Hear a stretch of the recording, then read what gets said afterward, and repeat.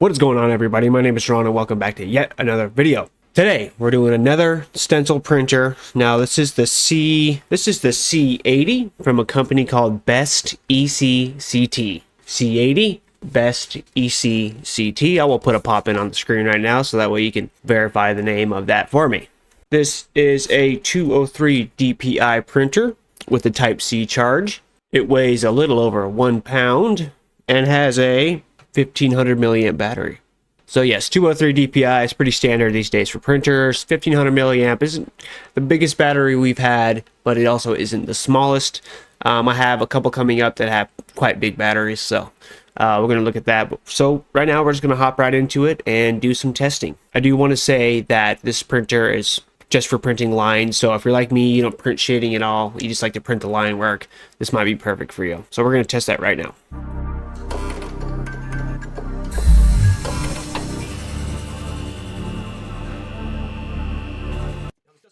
Alright, so originally I was just going to talk through this entire unboxing, but I decided to just speed through it and do a quick little voiceover. It comes packaged nicely, comes with some pieces of transfer paper. We're going to be using the transfer paper in those tests today.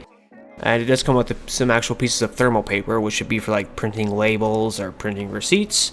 Which is nice. It does add to the old inkless printer vibe. I do appreciate that it comes with a really long Type-C cord. What I would like to see more of these companies do is actually include a charging brick.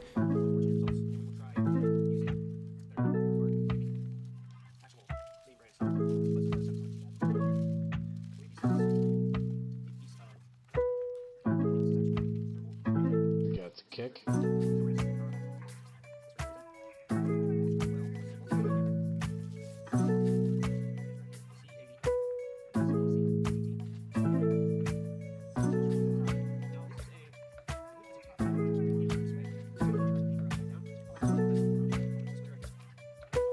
One thing I would like to quickly point out is if you look closely, you'll see this serrated edge at the end of the lid here. I'm rubbing on it right now, but I think that may be for tearing the thermal paper for like receipts and such.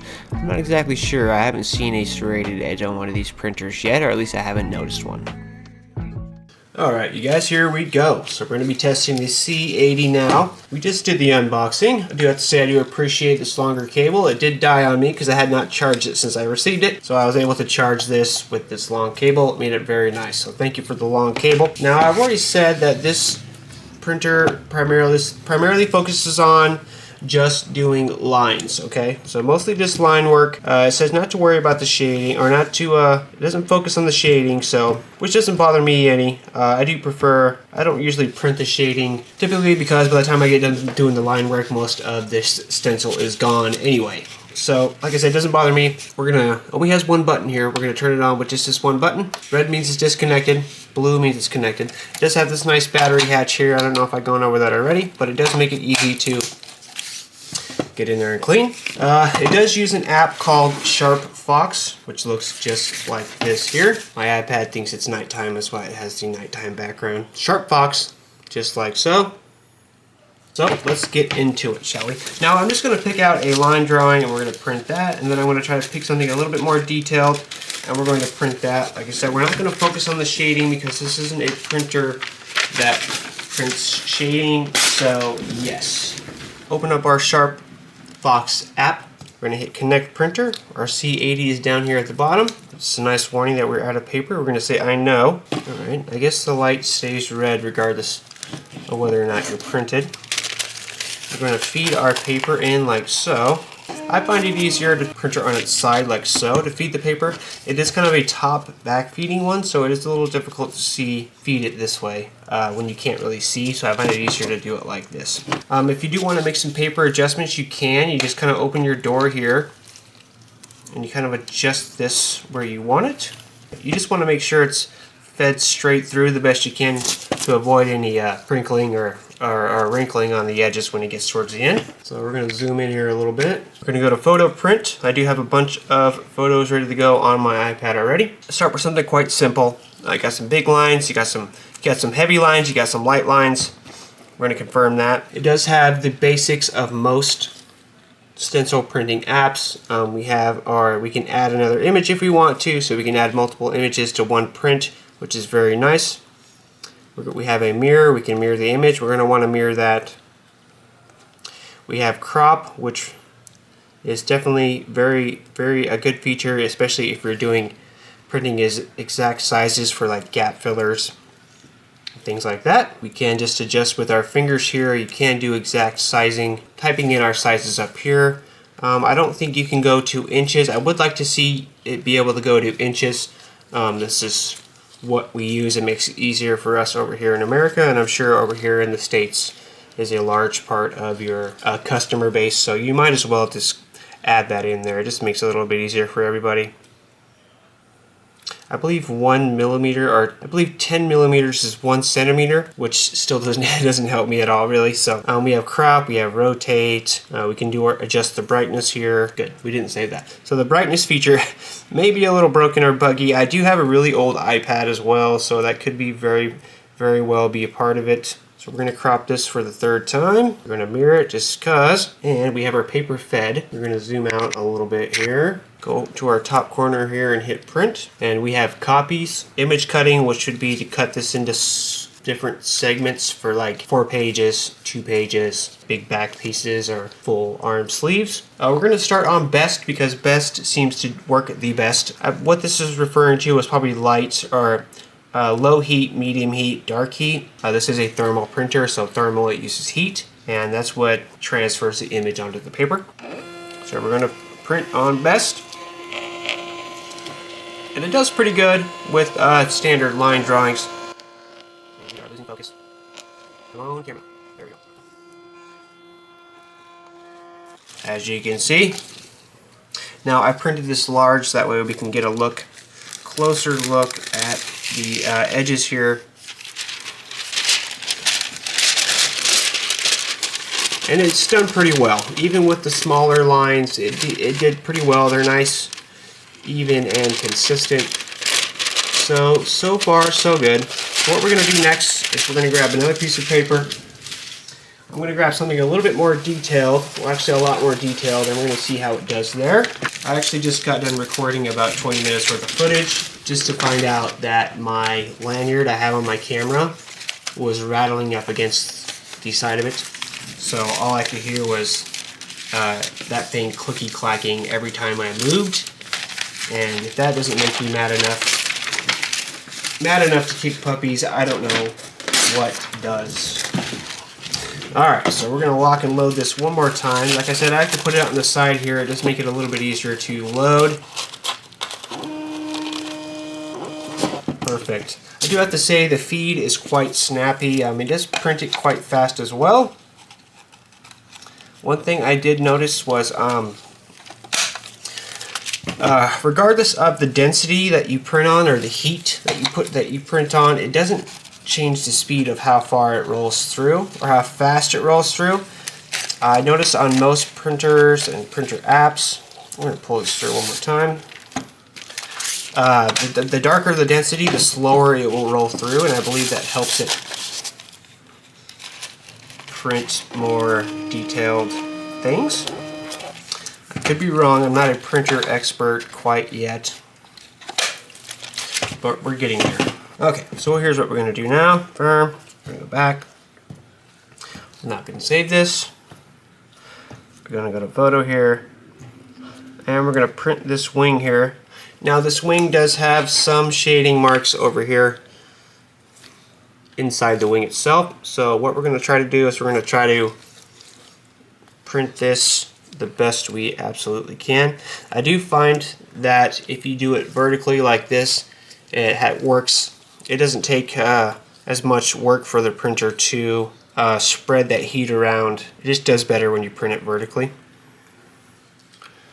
because it feeds through this way. It is, instead of it being super busy and trying to catch it all the way this way, it doesn't have to work as hard to catch the details going down. I hope that makes sense. So we have it cropped. We're going to go a little bit bigger actually. Now this is their paper. So far it seems to be doing rather well. So actually best seems to be the best. Honestly, I printed on normal earlier. It wasn't really do super well. Sorry, hit my hand on the thing. Didn't seem to do super well, so we'll print on better just so I can give you guys an example of what that looks like. It honestly isn't too great, but I will show that to you guys now. So remember, this image had the marks for where to put the shading inside of it, so we're going to see if that picks that up well or not. Seems to look okay from here though, but when we flip this we'll find out. Yeah, you see, not super great on the lighter densities. Yeah, so that is better. So definitely best is going to be our best bet. Yeah, not super great there, guys. So we're going to try that one more time. We're going to print this on dark, our best. It does have a way, if you hit more over here, you can go darker or lighter, I suppose. Maybe it's a more detailed in between heats, you know, in between normal, better, and best. But we're just going to stick to best because that works the best. We're going to prepare our paper. Yeah, see, we're going to go like so. Push, do a little pushing and pulling to get it as straight as we can. We're going to print now on best. It is really fast.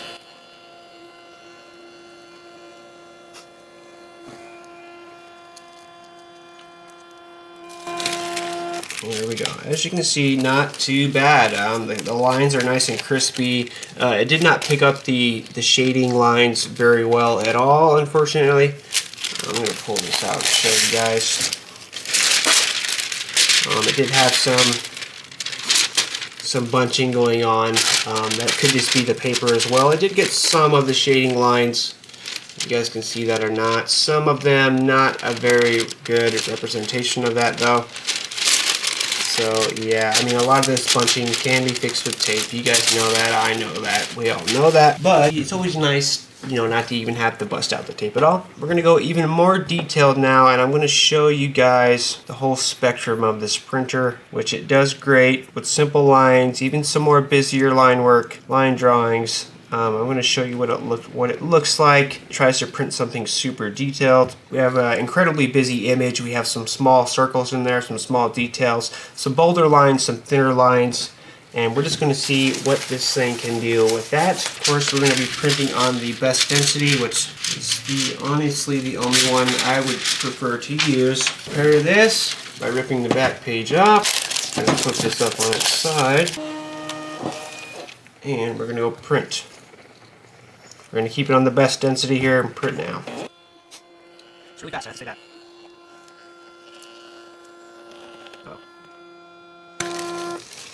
Oh, hey, not bad. That's strange because earlier when I tried to print this exact image, it was really having trouble. So I'm actually really surprised. I'm actually glad I did this. Of course, it is backwards. I didn't mirror it. Yeah, so I did quite a good job there, actually. I'm actually really glad I redid this. A little lighter on these edges here. A little lighter over here, but it did get these nice circles quite well inside the flower. Some of the smaller details not super great, but overall it did good. It does a hell of a lot better than earlier when I tried doing this exact same thing. It might have been because I was printing on lesser densities, but yeah, line drawings does great. Basic line drawings does great. Finer lines, it's okay. Small details, not super great. As you can see, we missed some of these lines in here. I mean, they're light, they're there, but they're really light. So overall, not too bad, especially for a printer that's less than $100. App's not perfect. I do wish it had the automatic crop feature. I do wish you will be able to switch from millimeters to inches. It just makes it easier for us over here across the pond. And yeah, I mean, 1500 milliamp battery. It's not the largest, it's not the smallest. App has plenty of decent features. You know, most of your features you're thinking. I would like to be able to slide all the way down so we can see the bottom of our page better, excuse me. But other than that, not bad at all. So, BestECCT, the C80 printer, does pretty good. Alright, you guys, so they asked me if I could quickly demonstrate applying the stencil on my skin. They said hand, but my hands are pretty busy, so I stuck it right here. So I'm going to show you guys that real quick right now.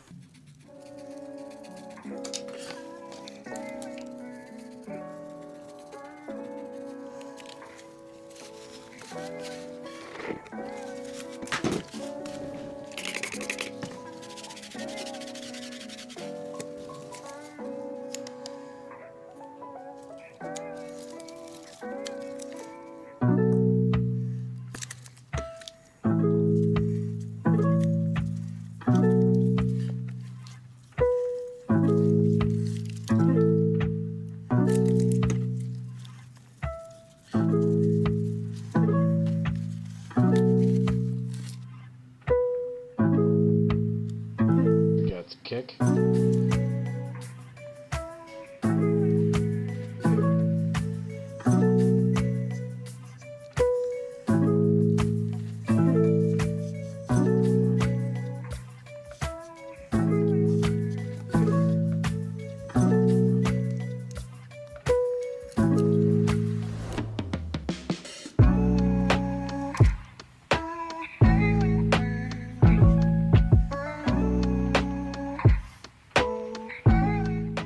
Alright, you guys, thank you very much for watching. I appreciate the support.